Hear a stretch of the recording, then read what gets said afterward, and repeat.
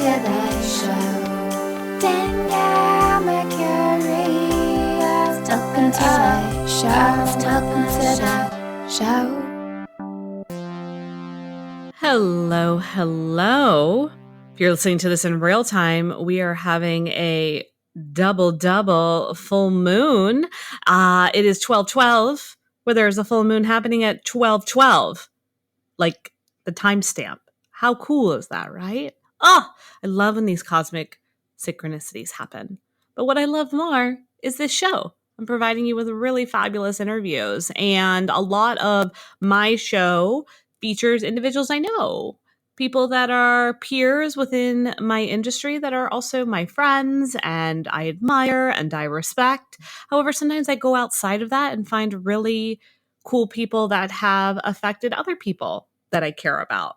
In this case, I am talking about Jason Lange, who I met through my brother. My brother found Jason, I believe, through a podcast and started working with him as his men's coach and group facilitator. And essentially, what Jason does in the world is he helps men find ease in dating and relationships to deepen their presence in the world and lead kick-ass fulfilling lives. And as identifying as a female that gravitates towards hetero relationships, I thought it'd be really interesting to have Jason on and talk a little bit about the male perspective around masculine energy in these current times and just have an opportunity to see what I may not be seeing or reflecting upon accordingly within that realm. And I found it to be a really interesting conversation. I found myself having some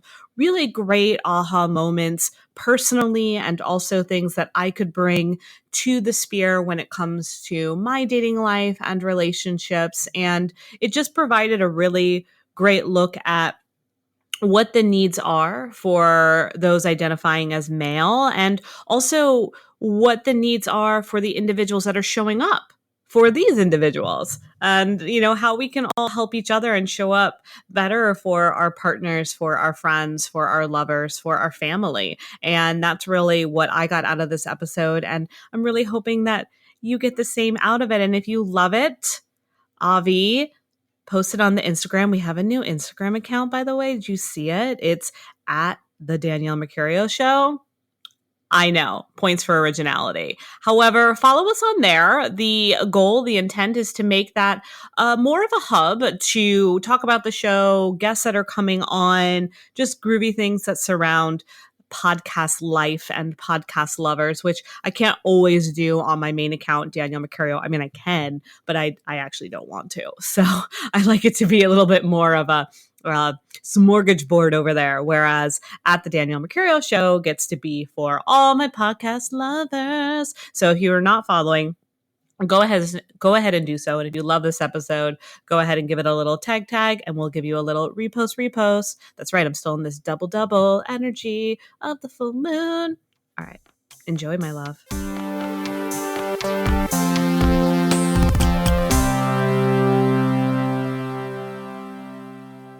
Hey, Jason, welcome to the show. So excited to be here. Yes, I am thrilled to have you. It's not often that I actually have guests on that I haven't met in person, but I heard about you through my brother, actually, and I was intrigued. Yeah, he's a really cool cat, and he put me in touch with you, I don't know, a couple months ago, and Yeah, glad it finally worked out to get on here and chat. totally divine timing.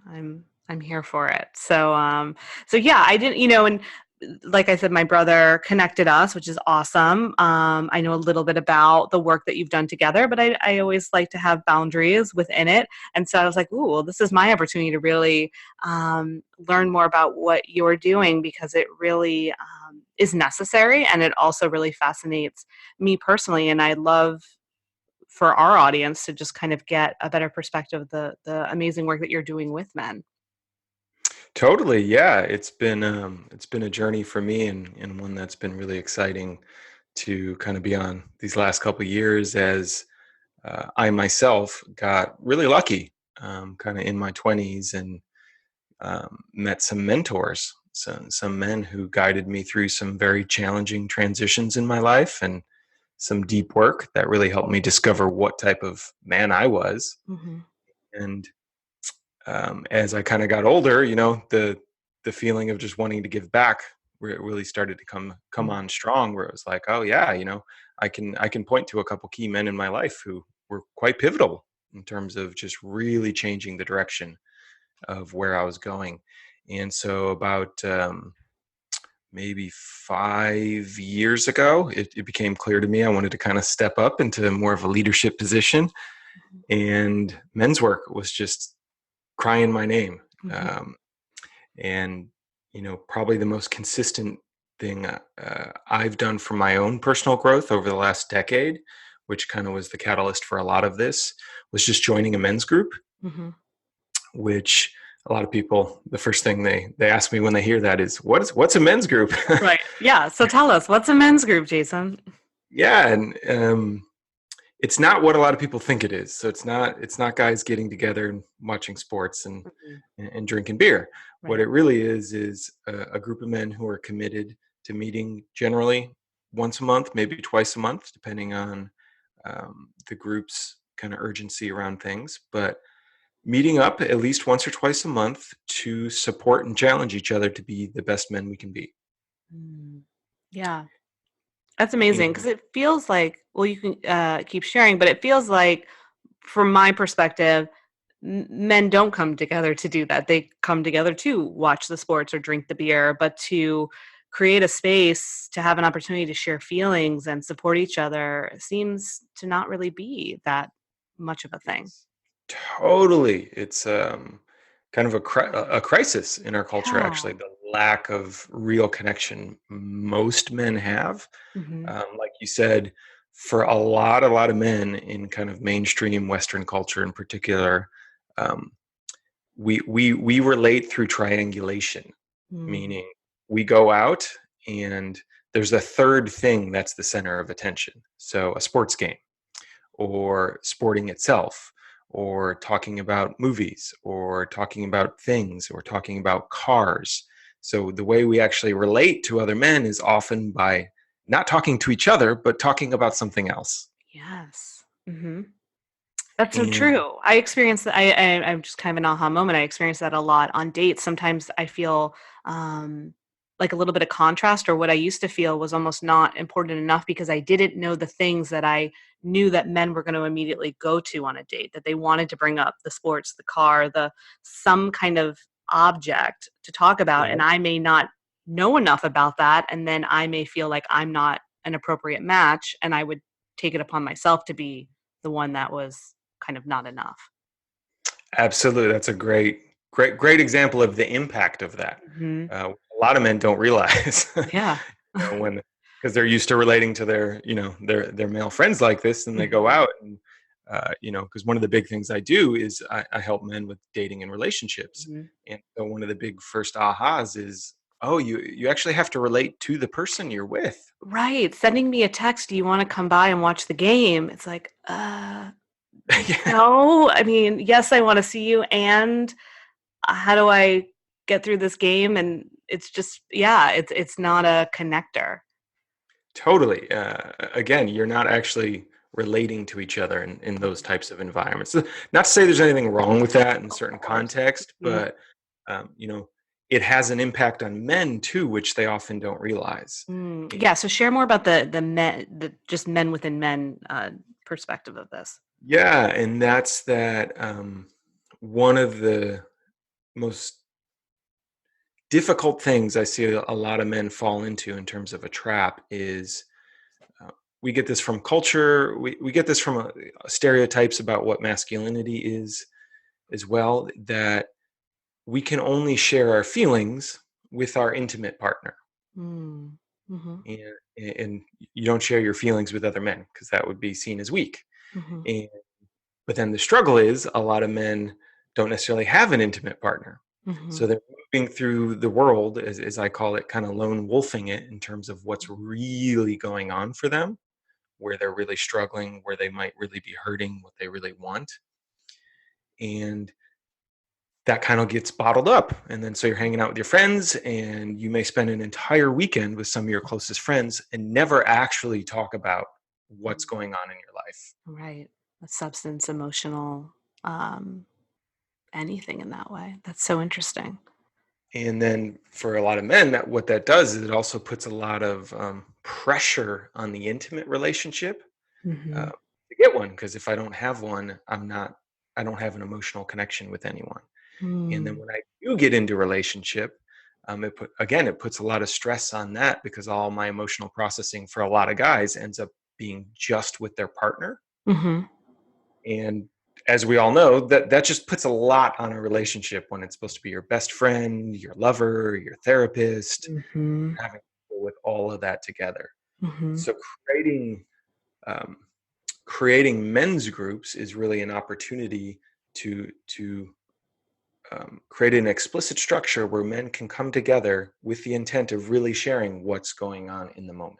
Wow. It What? feels like an exhale. Yeah, yeah, exactly. For many men, it is. Hmm.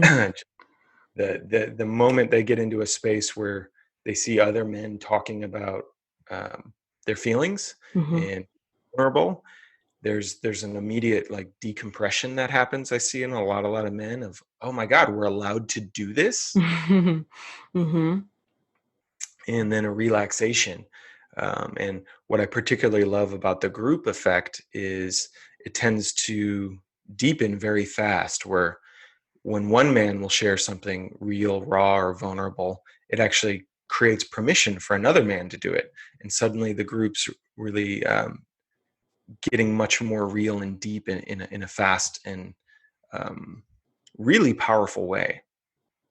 Ah, that's amazing. And I see it with women. And, it's interesting because I think with women's groups, there is more of that permission and that welcoming of let's go a little deeper, let's talk about our emotions, but not always. There definitely have been times where women and still this day will get together and talk about superficial things as well. And again, there's a time and a place. I like to talk about Totally. Bravo TV and, some fashion trends and whatnot.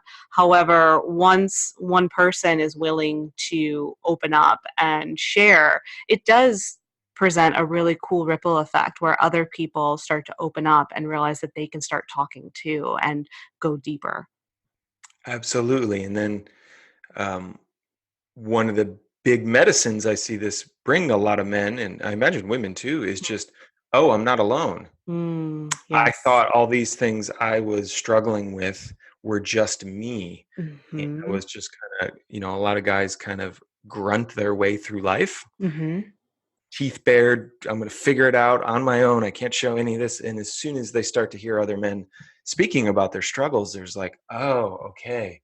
Oh, thank God. I'm not alone. I feel connected to you, actually, Mhm. knowing your vulnerabilities, knowing what you're struggling with.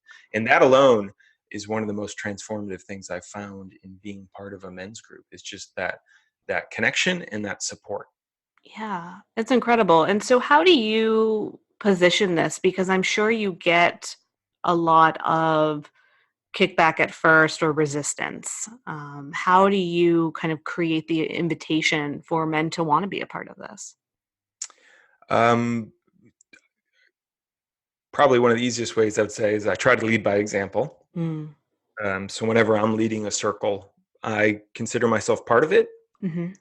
So, I will share what's going on for me, which helps create some of that permission. And then some of it's just, when guys are ready, they're ready. Yeah. Uh, you know, Probably the most common thing I will see that if a man has never been exposed to men's work before, or even any of these concepts, what'll make them show up is generally the end of some type of relationship or loss of a job, Mm. where there's a big life transition, and they know something needs to shift in their life, but they're not sure what it is. So usually, I don't get a lot of skeptical men coming to my group. Right. They're reading about what it's about, and when they come, their defenses may be up just because they've Sure. never, for some men, truth be told, um, to just sit in a circle with other men in a non-threatening way alone is a life-changing experience. Of Mm. like, oh yeah, we can make eye contact, and we can just be here, and it's not a competition. Mhm. It's really incredible sometimes how rare of an experience that is for certain men. Yeah. And so what are some of the things that come out? So that's the experience, that opportunity to exhale, that opportunity to share, that opportunity to make eye contact at each other and not just the television. Um, Through having these opportunities, what are men then seeing on the outside? Yeah, so connection is probably the biggest thing that I've seen men's group bring to men. Hmm. This feeling of kind of having brothers at my side who are really at my side, Hmm. like as I like to call it, who, who are the guys I call when I have to move Yeah. that are just going to Right. show up and they're Right. like Right. and are going to do that. And I've done that, and I've had guys do that with me, and that's Uh-huh. all really come out of men's group.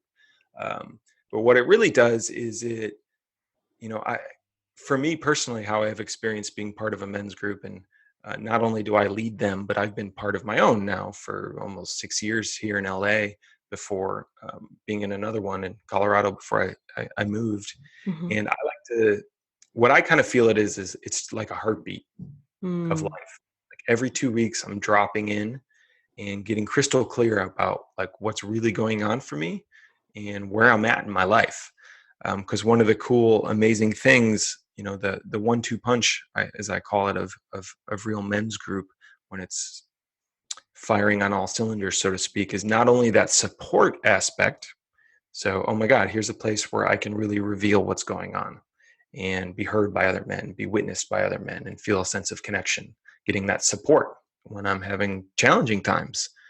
Um, but out of that also comes a level of, in a good way, what I call challenge, which is the more like, where is it you want to go? Like, I know, this kind of way we can hold each other of, I know what you're capable of. And I demand nothing less than that from you. Like, this is your life. We want to help you live it. What is it you want to do? And then having that kind of pulse a couple times a month in these meetups of like, okay, you say you want to, shift your career to this, or you say you want to get out of this relationship, or you say you want to do this. And, that the power of having a group of people's awareness on that really tends to shift things a lot. So in even, my men's group ends up being maybe a 5 hour a month commitment between, driving there, dropping in, getting connected. And that 5 hours a month ripples out through the rest of my month, Sure. in terms of, okay, I told the guys this is something I want to work on. I know I'm going to have to check in on this. Mm. Hmm. Yeah. And in a good way, it's that extra kind of pressure that sometimes just helps us make those mini steps forward to really lead the lives we want to live. Yeah, absolutely. Having that accountability. Exactly.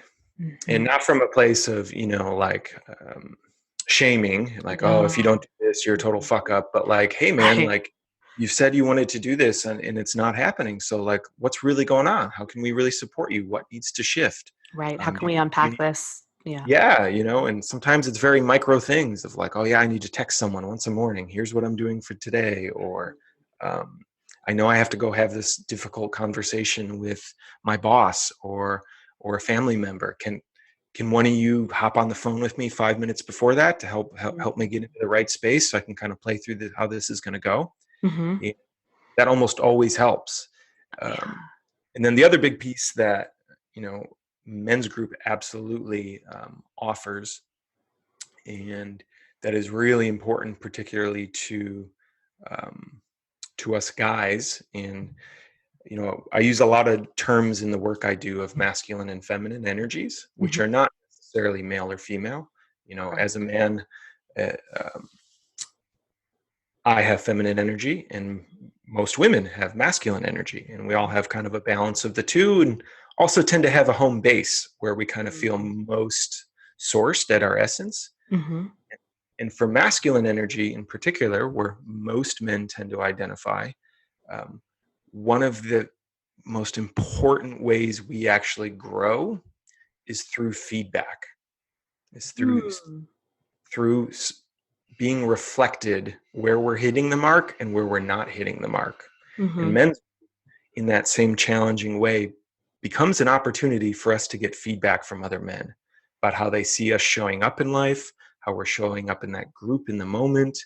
And because we have this foundation of trust, support, and love, we can deliver that feedback in a way that we often can't get it in other places.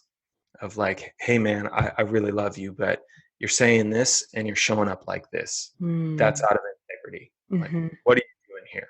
Right. Um, Right. and that can be incredibly revolutionary for a lot of men as well. Absolutely. It feels like very open observation and support versus this judgment or this, hey, you said you were going to do this and you didn't. What's wrong with you? It's let's take any of that judgment or any of that harshness off the table, and let's still keep it real, and let's really just look at what's going on, take witness, and then based on that, how can we create a plan from here? Absolutely. And it's one of the things that that feedback in how it ripples back into life. I've also I've Yeah. often seen this. One of the common kind of general stories I'll see is Uh-huh. a guy will come in and he's having some kind of challenging thing in his relationship, Okay. and he'll come in and he'll start talking about it and how X Y Z, and oftentimes be ready to go home and have some kind of fight about it. She's Uh-huh. doing this, she's doing that, he's doing this, he's doing that.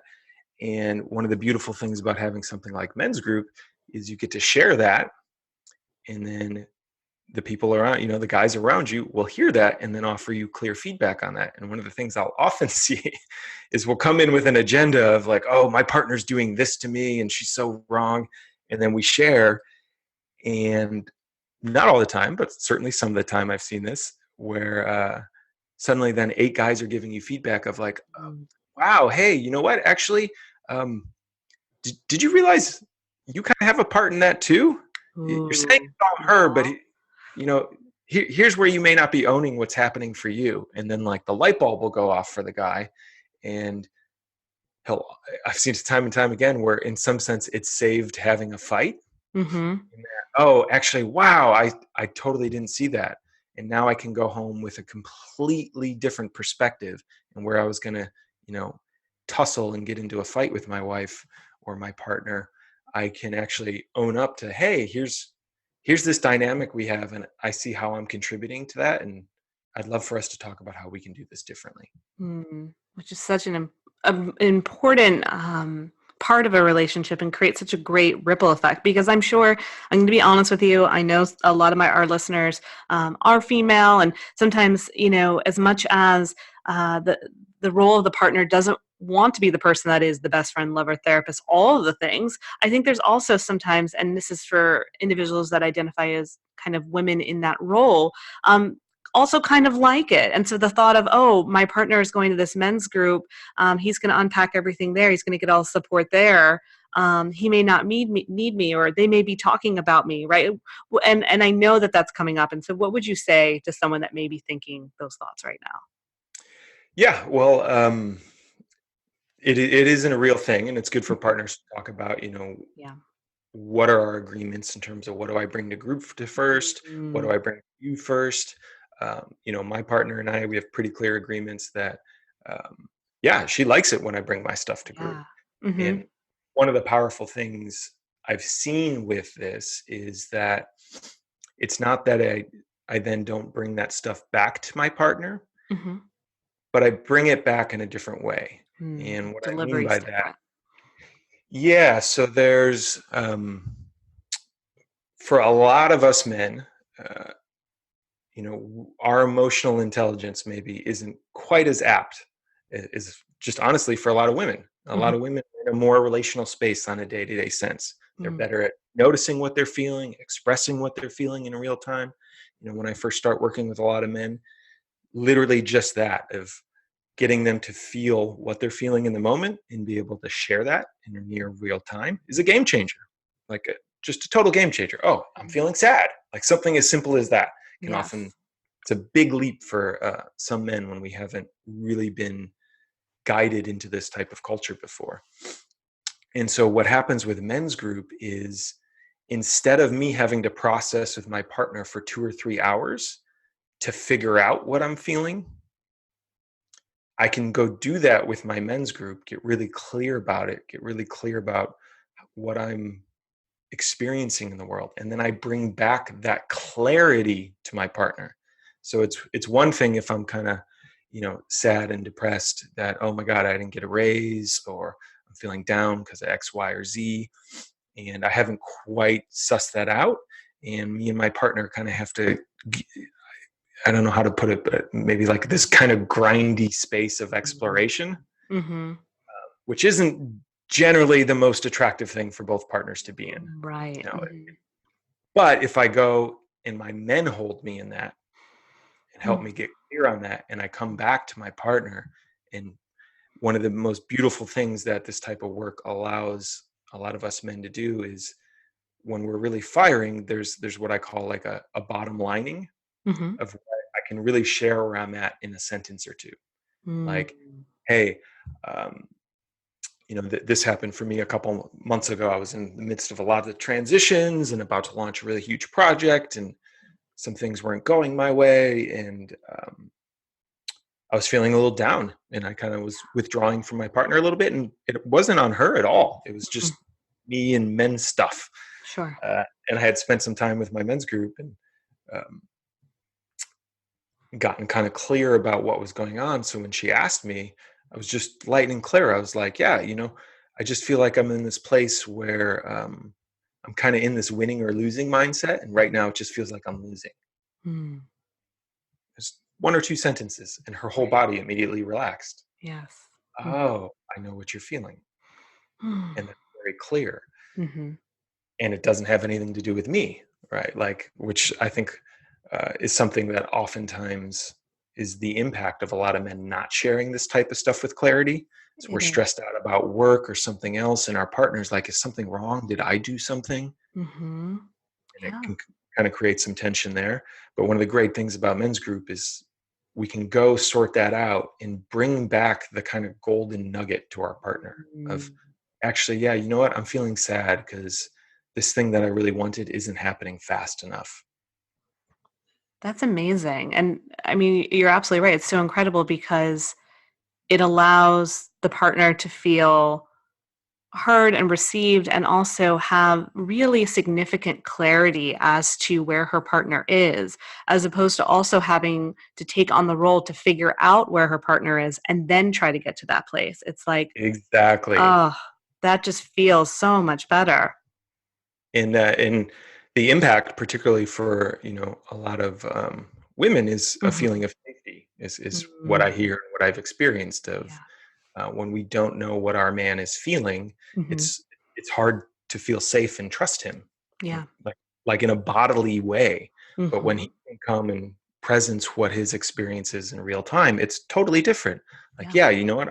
I notice I'm feeling frustrated or angry because of what happened yesterday. It's Mhm. totally different than walking around bottled up, kind of totally resentful, not speaking it. And men's Mhm. group becomes a really safe place for us to explore that, and particularly in kind of masculine feminine relationships. One of the things I really tell all the guys I work with in the program I have for dating and relationships is that um, I truly believe that the depth and quality of connection we have with other men in our lives is what sets the standard for what we can have with our female partner. Mm. Meaning, the deeper we can go with our men, the deeper we can show up with our women. Yeah. Yeah. and, and it's a really safe place for us to learn that language, that experience with other guys, and then we get to bring back that depth to our partner.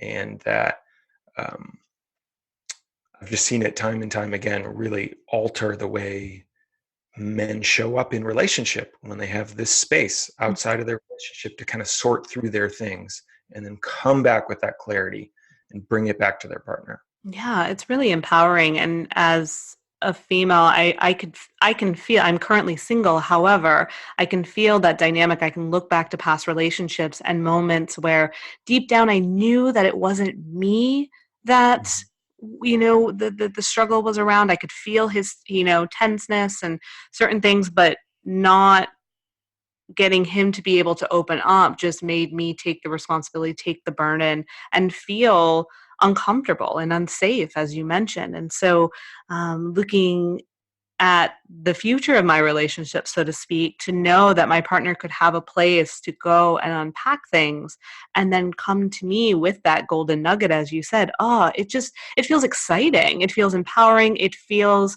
expansive. And it feels like an opportunity for us to continue to grow because of what's happening with the men. Absolutely. Yeah. It's I have this firm belief that I think every man honestly should be in a men's group of some Yeah. sort. And it's why, even though, I coach men on a lot of things, but one of the Hmm. things I coach them on is dating and relationships. I do it in a group context Hmm. because just so important Yeah. for the masculine in particular grows with other masculine beings. Hmm. Like, it's so deep in our DNA that, almost all indigenous cultures and tribes around the world used to have these rituals in between boyhood and manhood, where a young boy would go away and be with the other men, Hmm. literally get taken. You Oh, generally wow. take in some Uh-huh. cultures from his mother, from the women, and he Okay. would have to go and learn to be a man, go on Uh-huh. a hunt, go to war, go out and be with other men who would teach him the Hmm. ways of this, and where he discovers himself. Hmm. Uh, and it's so important. Yeah.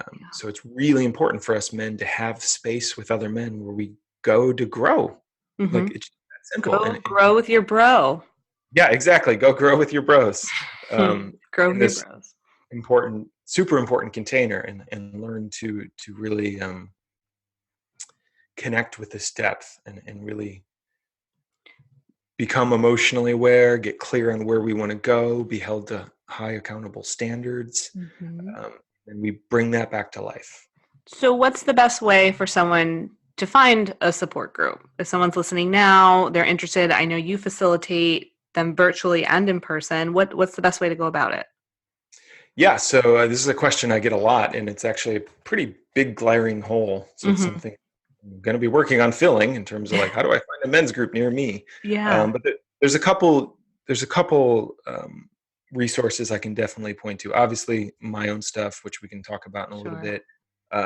But probably the biggest kind of worldwide presence in terms of men's groups are, the Mankind Project is probably the number one, Okay. which has been around for a while now, and they do these pretty intensive weekends. Then once you've gone through a weekend, you can go to any of the Mankind um, men's group circles, which are I all see. over the country.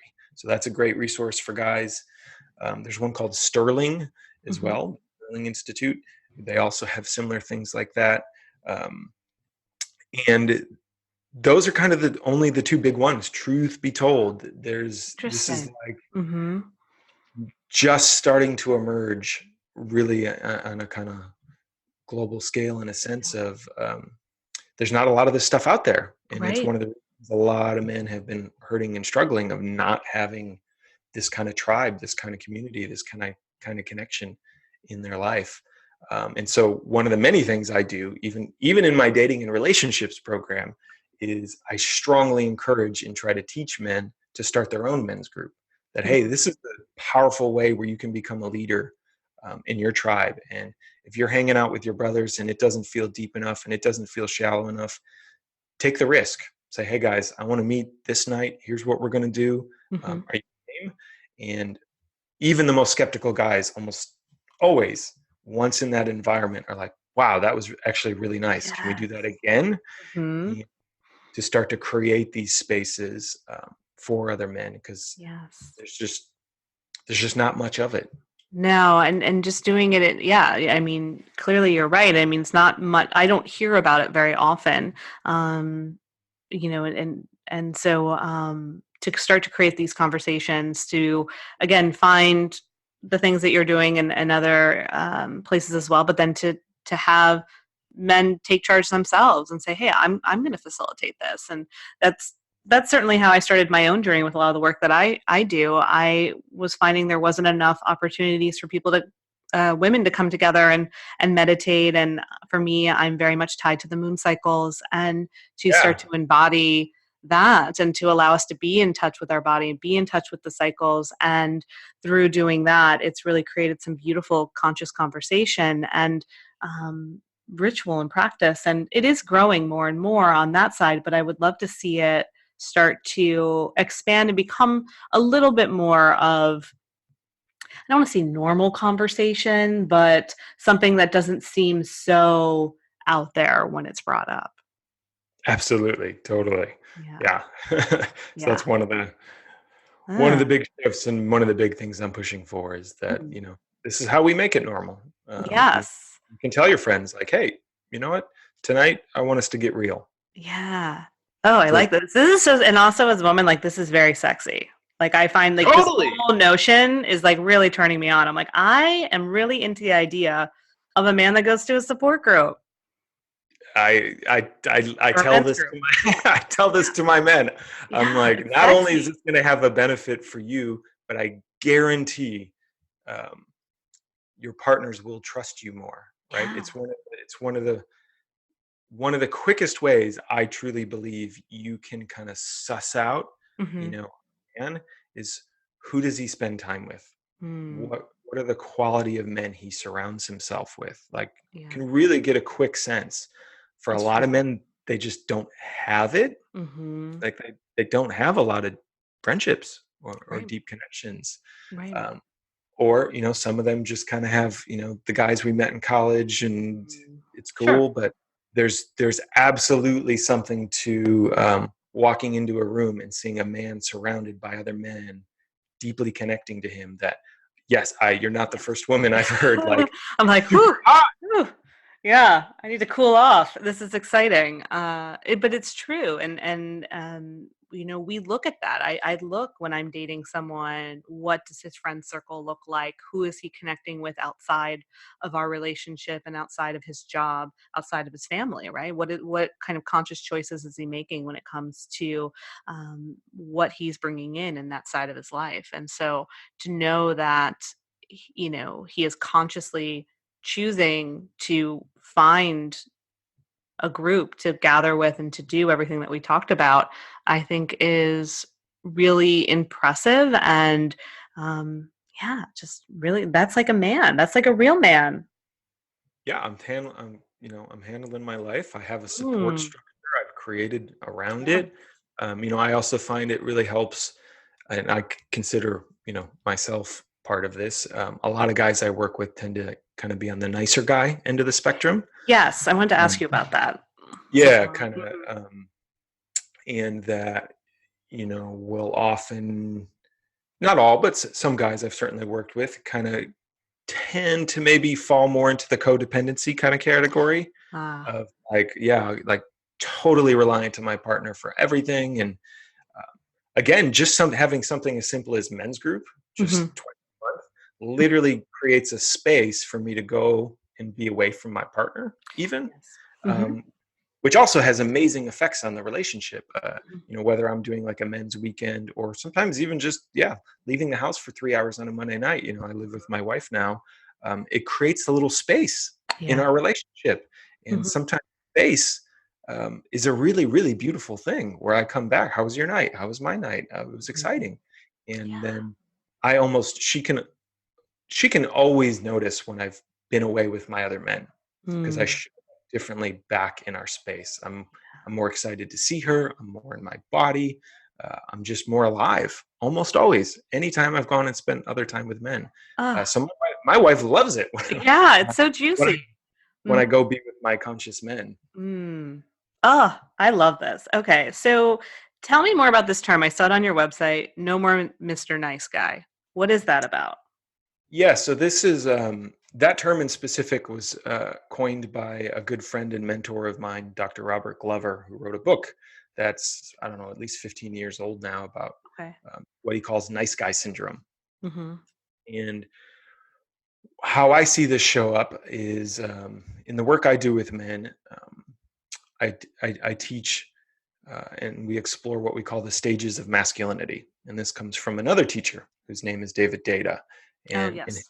his work, there's stages of masculine and there's stages of feminine. Mm-hmm. in the masculine side of things, which is where I do most of my work with men, um, the first stage is what a lot of us consider stereotypical male, the macho jerk, the caveman, kind of, Alpha. yeah, kind of the alpha male, my way or the highway. I take what I want. Not very in tune with their emotional body or feelings. Right. Uh, which the effect of that is there is a certain type of bravado those types of men have in terms of they just kind of go for what they want. Mm-hmm. So there's a directionality to them, right? There's like movement. Sometimes they're very successful.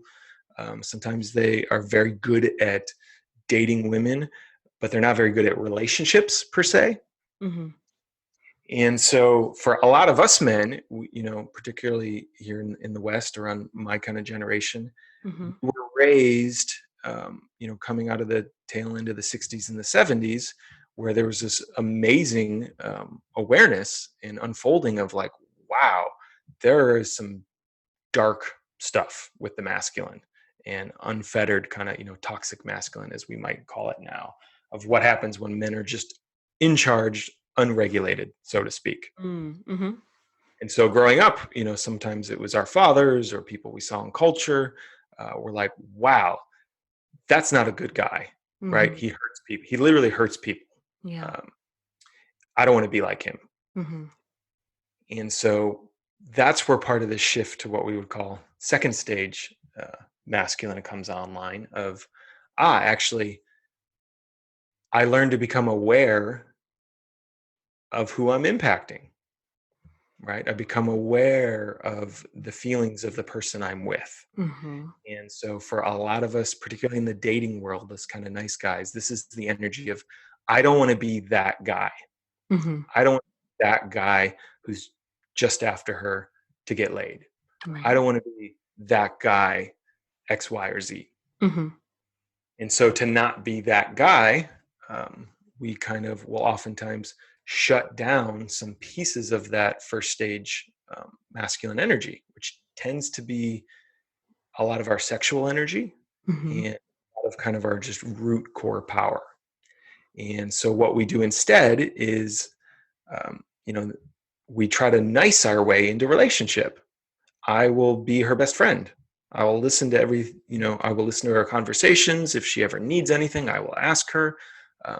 What I won't do is be upfront with my desire, really. Mm-hmm. And what Dr. Glover pointed out in his book is, and this is a really powerful term that's pretty life altering for a lot of men, is what we do instead is we set up these covert contracts, as he calls them, where instead of being clear about, yeah, I want to be in a relationship with you, I'm attracted to you, we hide that and figure if I just am nice enough to her, she'll probably eventually want to date me. So interesting. Okay. And what often ends up happening is, for many men, they'll put the woman's needs over their own needs. Mm-hmm. The woman they're gonna date, right? Mm-hmm. Okay, when do you want to hang out? What do you want to eat tonight? Don't want to do anything to rock the boat. Mm-hmm. Like oversensitive. Yeah, kind of. The and I speak with these kind of stereotypes because they're just kind of easy to sometimes grok of Mm-hmm. like kind of the sensitive new age guy who, he's overly sensitive. Sometimes he's more sensitive than the woman. Sure. And that tends to oftentimes kind of kill attraction at the same time. Right. So, a lot of the men I work with are very good at connecting to women in this friendly way, but then they're not getting into the deep, meaningful relationships they want. Mm-hmm. And that's kind of, Dr. Glover calls this kind of the nice guy syndrome. Makes sense. I'm going to try to be so nice to you, you'll want to sleep with me. Honestly, it's like the kind of covert contract. Yeah, but that's like so not what we want per se, in that we want you to be nice, right? But that's not the role that we're looking for per se. Exactly. And so This tends to be the kind of guy that, yeah, you feel comfortable talking to about Mhm. anything, but Of you don't course. feel attracted to him No, necessarily. you It's don't not wanna the be guy. his babies. Exactly. And so this shift from, what we call kind of second stage Mhm. or guy is to this third stage. Okay, what is it what's possible when we integrate both? And, Mhm. and so um, um, I kind of simplify this in terms of, even reducing the kind of chakra system just down to head, heart, and guts, or Mhm. head, heart, and sexuality, as we might call it, our Mhm. body. And that in the third stage, we still have our heart wide open, but we're also in touch with our balls. Just very, Yeah. very, which is a really powerful combination when men first actually experience what that means. Uh-huh. Like, oh, it's okay for me to be in touch with my power. It's okay for me to actually be in touch with my desire. In fact, my partner actually wants me to desire her. Mm. Mhm. She wants to know I desire her, which for a lot of men is very edgy Mhm. to men I work with. That, yeah, like, she actually wants to know you're attracted to her, but she wants to be able to feel that along with your heart and your awareness of her as a full human being, that Mm. she's not just an object, that she has feelings as well, that she has hopes and dreams.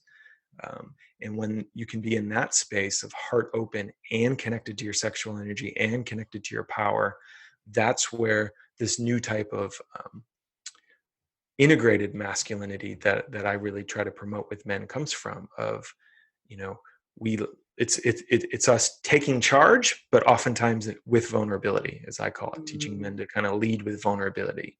Like, Mhm. wow, here's where I'm at and what's true for me.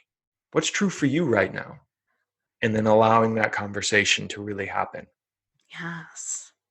It's that synergy that can happen from having conversation, right? From saying, "This is what I'm feeling. How are you feeling?" Just that taking it from one Exactly. place to another. Oh, yeah, and it's And so simple in theory.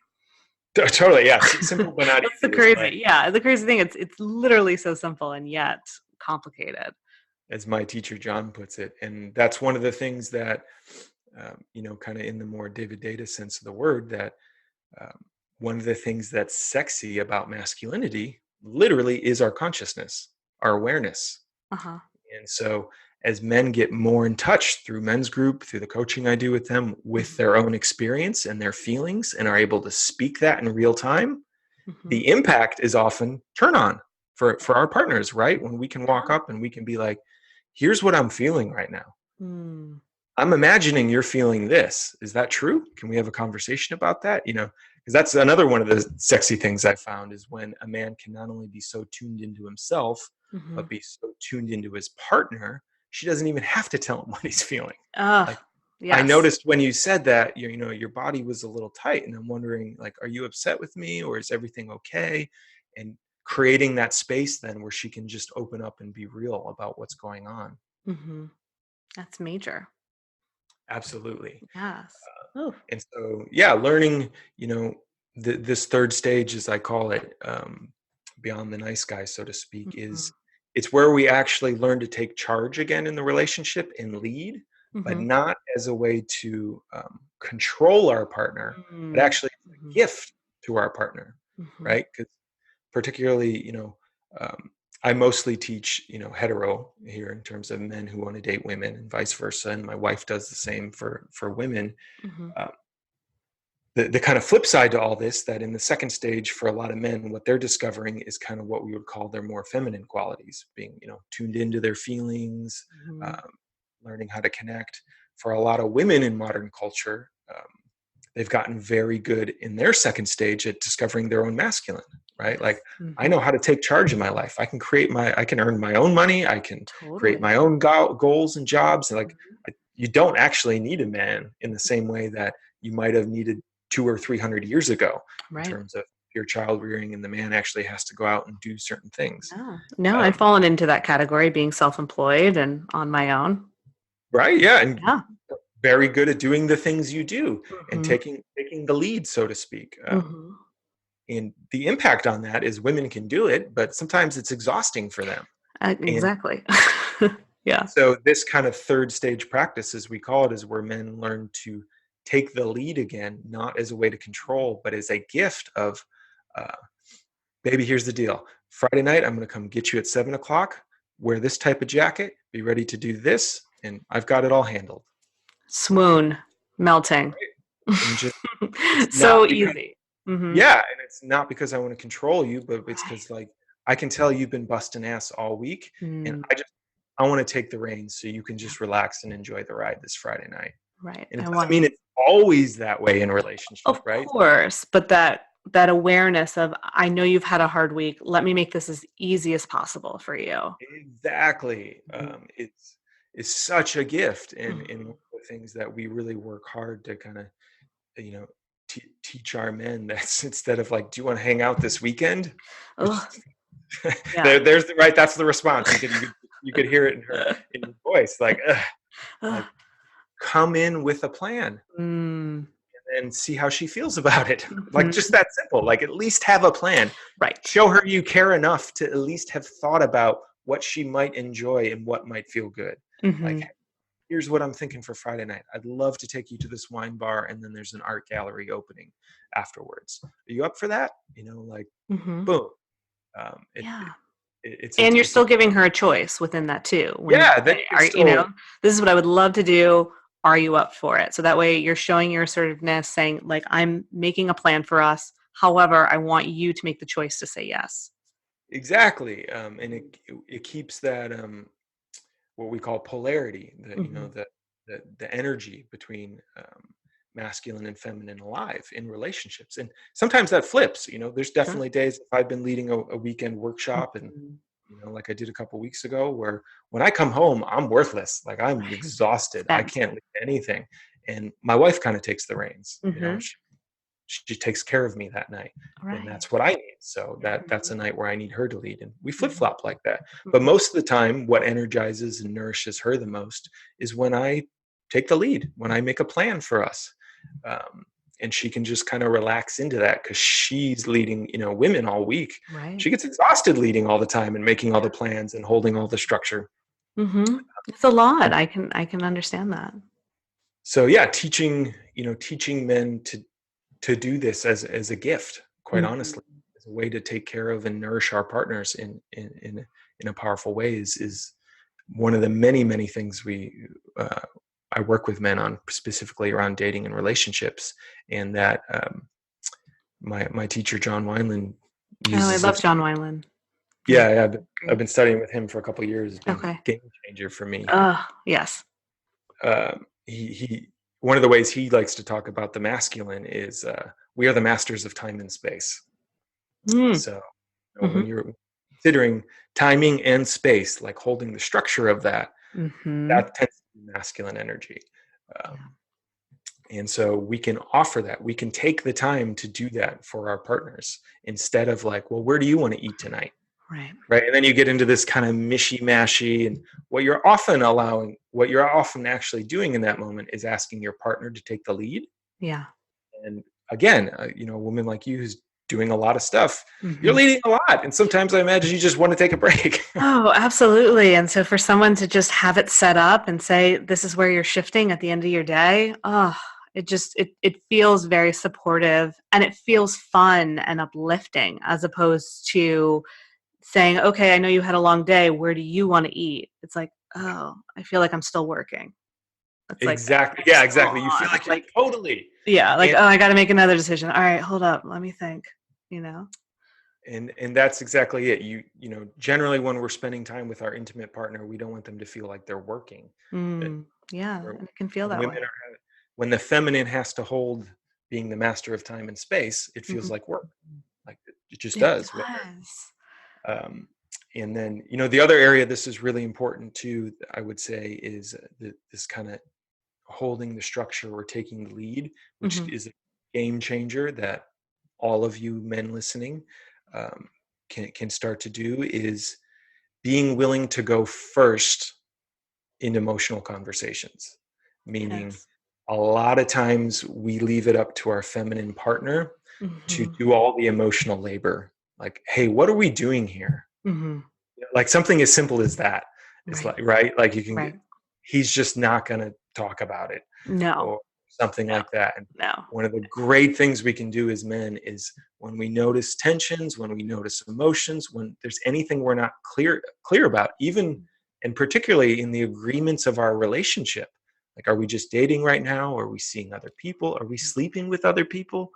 Um, Taking charge of that and initiating that conversation and welcoming her feedback and creating Uh-huh. a safe space for that discussion is a really important thing we can do. So important. Let me tell you, Jason, I have always been the one to initiate those conversations, and not because I Boom. wanted to or I was in a hurry to. It was I was holding space for him to, but it wasn't happening, and I wanted to talk about it. So I've always been the initiator of that. Yeah, right. And And it's like, again, I can even hear in your voice yeah. like what the impact and cost of that has been to you Mm-hmm. sometimes, right? Of like it can be kind of exhausting. Mm-hmm. Always that one. So that's one of the many things really strongly work with guys on is, yeah, you take the emotional lead as well. Mm-hmm. Here's where I'm at. Here's what I'm feeling. Mm-hmm. Where are you at? Like, what feels true for you right now? What are you up for? What are we doing here? Mm-hmm. There's no right or wrong answers, but you can at least create the container for the conversation and Mm-hmm. welcome her into it. Welcome your partner into it. Yeah. Men, you can do it. Totally. You And can. then almost always after that conversation, what happens is both people feel more relaxed. Yeah. Again, it's that energetic unfolding. It's like we're not so tense. We're not holding everything up energetically. We can release. Like my shoulders drop back when you say that, you know? Exactly. It's like, We take a lot of what I would call these kind of implicit things and we make them explicit. Like, hmm. here's where I'm really at. We've been dating for 2 months now, Hmm. and um, you know, I'm ready to give this a go. Where are you at? What are you open for? Is it sometimes it's the man who wants that and the woman's not ready. Right. I've seen that Hmm. many times. Oh, But of to at least have course. that conversation um, earlier than later, it too is a Oh, really important. yes. I've seen Hmm. that really helps. Yeah. If you don't, if it just keeps dragging and no one brings it up, it gets really just awkward and kind of messy. And then to take this one even further, another place I see too that so in my program for men, I co-coach with a female dating coach as well, and she's kind of the torchbearer of this, and I get it. The way to take this also to the next level is to be the one to initiate a safe sex conversation, Mm. Hmm. which That's again, a awesome. lot of times us men just No, you're leave it right. Yeah. woman Yeah. like, oh hey, They or just just assume. They yeah. assume that we're on birth control. They assume we're good and don't say anything, and it's like, Exactly, and there's so much happening for women in that moment. It's mhm, vulnerable, and we mhm, don't want to. Men can be very sensitive around sex, and then mhm. "Oh, I don't want to bring this up because then maybe he won't think. Da, da, da, da." So men, you can just. It doesn't take long. It takes like No. 2 minutes just to have a conversation Yeah. about, hey, Yeah. what, where are we at right now? What feels good for you? What feels good for me? I want this to be safe. Da, da, da, da. And Mhm. then boom, the instant you have that conversation though, again, you can relax even more. So guys, Yeah. And by better leading sex will the conversation, ensue. you'll have much better sex because she'll feel even more relaxed that, oh my God, he cares. He's Yes. tracking me. He's Mhm. not just barreling ahead. He's Right. aware of, Mhm. what we're doing here. Right. And it shows that he's likely been that way with women in his past experiences, which again makes me feel more safe as opposed to wondering, Oh, oh, is he this reckless with everybody? And what does this mean for me? And etc. boom. Yeah. Yeah. This is good stuff. I like it. I love this conversation. I love everything that you've kind of brought up, especially this part around, because again, when you said that term, or I guess to quote the book, no more Mr. Nice Guy, I'm kind of like, where's he getting at with this? And then the way that we just have been able to unravel this and really share the ways that men can show up and communicate and take the lead in really conscious, easy ways, and what the effect can have on myself and women in hetero relationships is really cool. Like this has just been really uplifting in a lot of ways. T- Absolutely. And, one of the fascinating things about this work, particularly around masculine and feminine, is it applies to any couple. Right. And in some sense, we almost have it easier in a hetero relationship because we can kind of lean on the um, built-in grooves, so to speak. Sure. But for a lot of non-hetero couples, and I've worked with both, um, same thing. Sometimes one person just doesn't want to be in charge for the night. Right. And so you can actually gift this same thing to your partner of, you know what, tonight I'm going to plan everything. You just sit back and enjoy the ride. And Amazing. tomorrow we might do it differently. Mm-hmm. Where the same skill sets are even more and more important now, as honestly, we're all becoming even more gender fluid. Yes. And we have, as a man, I have more access to my feminine than my father ever did. I cry, I know my feelings, I can share about them. Beautiful, beautiful things. And as we learn to access both ends of these spectrums within ourselves, the masculine and the feminine, it becomes even more important to know how to consciously wield these to create, energized and what would be the word? Just sexy relationships. Because we don't necessarily just want to have our partner be our best friend, right? Sometimes we actually want this other energy of like, 100%. yeah, there's like a real chemistry here. There's a charge. A charge, exactly, which is a great way to put the polarity, right? If you imagine magnets, if they're both negative, they just kind of push each other away. But if one's positive and one's negative, there's that attraction there. Mm-hmm. The great thing about where we're at in our culture is just because you were born in a man or a woman's body doesn't mean you have to be one of those poles. Yes. We can all consciously play both of those poles to create that polarity in relationship. And it becomes even more important now as we have this greater access to the range of like, okay, yeah, you know what? Truth be told, 6 days out of the week, my wife and I are just living in the same house and we're surviving as partners and we're friends and we do some business stuff together. But there is a night a week at least where we actually want to be lovers. That's what we want to be for the night. Yeah. And consciously learning to step into these energies, and for me to wield my masculinity and her to just relax into her femininity, which tends to be what's most nourishing to us, is a really powerful gift. So when the timing is right and the place is right, we can do that to keep that part of our relationship alive in a meaningful way long term. Because the hard truth I have to explain to a lot of couples and men is the hormones will wear off. Sure. Yeah. You have that beautiful, year and a half or so where all your biochemistry is working for each other. It's new, it's exciting, you're getting to discover each other, and the sexuality, the drive just comes very easily. But then there's almost always that point, sometimes where people commit or when they move in or you've just spent a certain amount of time with each other, where the hormonal shift happens. And you actually have to learn to create from this sexual chemistry and drive. It's a skill set. It is the practice of polarity. And just knowing about these energies, whether or not you want, and you don't even have to call them, masculine and feminine. Right. There's one group I know that calls them alpha and omega. You can call them yang. You can call them consciousness and light. That's a very simple one, or consciousness and love. Who's kind of holding awareness and who's energy of the moment, just the relaxed flow of love. Yeah. Learning to practice those is so important in modern dating and in relationships, truth be told. 100%. Oh, well, I love this. I could just keep talking to you all afternoon because this is really exciting and really necessary. And I'm really grateful that you've been able to kind of open up this conversation for myself and for everyone that's listening. Yeah, it's I obviously I get so excited about it. I could talk about it all the time. Yeah, I know. It's so good. I'm like, I wish I didn't have to cut off now, but I do. Well, okay. So first question, very serious. Do you have a Rolodex of all of these men in your men's group that are single that I can? I do get that a lot, actually. So yeah, I certainly have some. some great guys out there. So, that's the thing. That's also honestly where my heart really goes out to a lot of women is just, I love my bros, I love my men, but there are way more conscious women than there are conscious men right now. There just are. Yeah, there Um, are.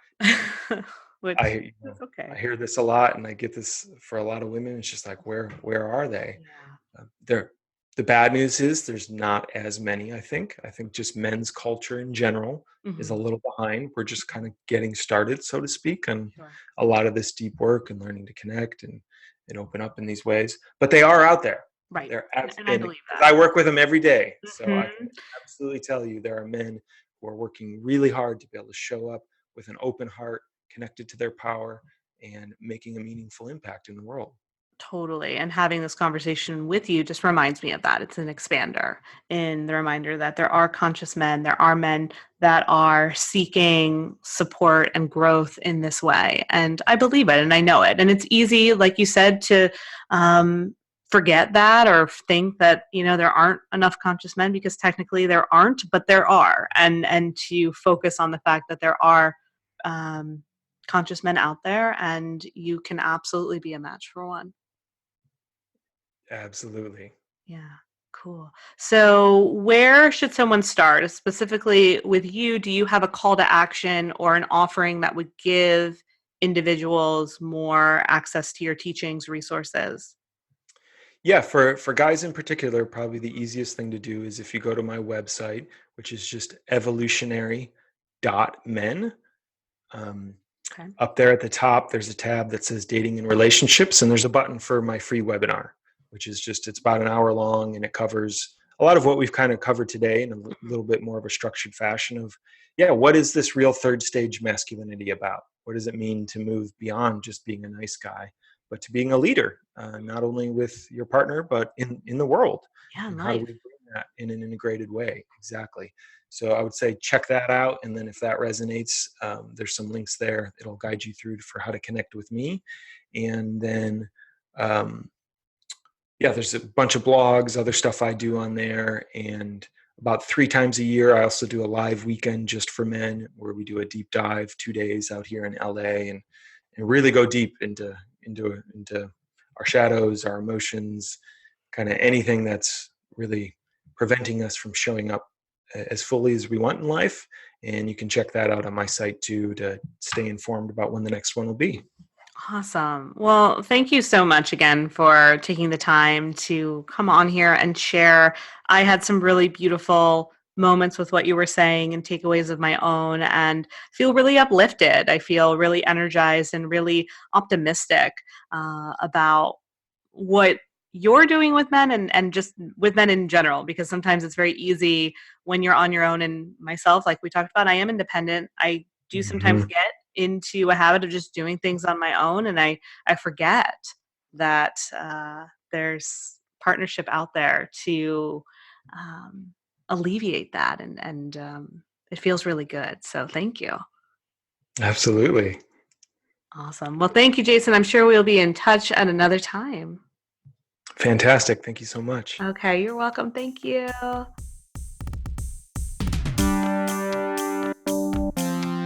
So tell me, did you love this episode?